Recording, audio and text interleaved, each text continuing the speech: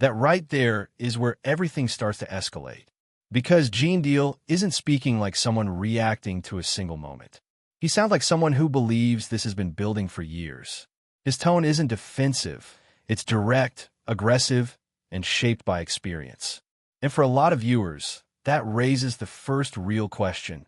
Why does he sound like this isn't new? That right there is how this entire situation explodes. Because Gene Deal isn't speaking like someone reacting to one moment. He's speaking like someone who believes this has been building for years. The tone isn't defensive. It's direct, aggressive, and almost rehearsed from experience. And for a lot of viewers, that raises the first real question. Why does he sound like this isn't new? That shift in narration changes everything. Now it's no longer just about one man speaking. It's about what allegedly happens after people speak out. The moment that idea enters the story, everything that follows starts to feel heavier, more serious, and harder to ignore. That narration shifts the story from one man's anger into a larger pattern. Because now it's no longer just about Gene Deal speaking, it's about what allegedly happens after people speak. And the moment you introduce that idea, everything that follows starts to feel more serious. This is where things stop feeling like talk and start feeling real. Now you're hearing claims that people had to physically step in to create space around Gene Deal. Whether you believe every detail or not, that kind of confrontation changes perception instantly. It moves the situation from controversy into real-world tension. This is where things stop being just talk. Because now you're looking at a situation where people are claiming they had to physically step in and create space around Gene Deal. Whether you believe the full story or not, that kind of confrontation changes perception instantly. Now it's not just controversy, it's tension in real-life environments. This is the point where the story becomes truly controversial. Because what's being described are serious allegations, not confirmed facts. But the way he delivers it, calm, direct, without hesitation, is exactly what keeps people listening. He's not speaking like someone guessing. He sounds like someone who believes what he's saying, and that confidence pulls the audience deeper in.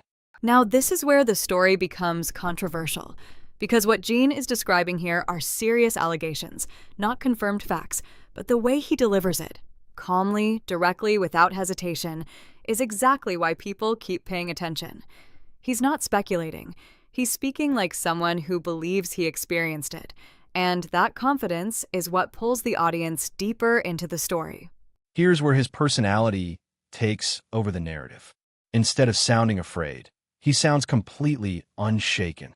And that kind of energy does two things at once. It builds belief among supporters, while also forcing others to question whether he's being fearless or reckless. And this is where his personality takes over the narrative, because instead of sounding afraid, he sounds completely unshaken. That kind of energy does two things. It builds belief among supporters, and it challenges anyone watching to decide if he's being reckless or truthful.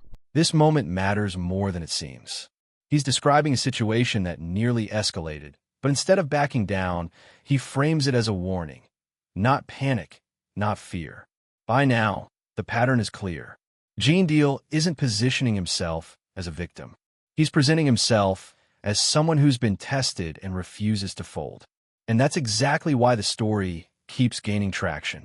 That moment matters more than it looks, because he's describing a situation where things nearly escalated, and instead of backing down, he's framing it like a controlled warning. Not panic, not fear, a warning. At this point, the pattern is clear. Gene Deal is not positioning himself as a victim. He's positioning himself as someone who's been tested and refuses to fold. And that's exactly why the story keeps spreading. This clip is important for one key reason: timeline. Because now the narrative stretches beyond the present. It suggests this may have been building for over a decade. And once that idea settles in, viewers stop seeing isolated moments. They start seeing a pattern. This clip is important for one reason: timeline. Because now the narrative isn't about something recent. It's about something that may have been building for over a decade. And once that idea enters the story, it becomes a pattern in the viewer's mind. At this point, it's no longer just one voice. Multiple people are now describing pressure, intimidation, and chaos in the same environment. Whether those accounts are coordinated, emotional, or exaggerated, they create one powerful effect. They make the situation feel real. Now it's no longer just Gene Deal saying something.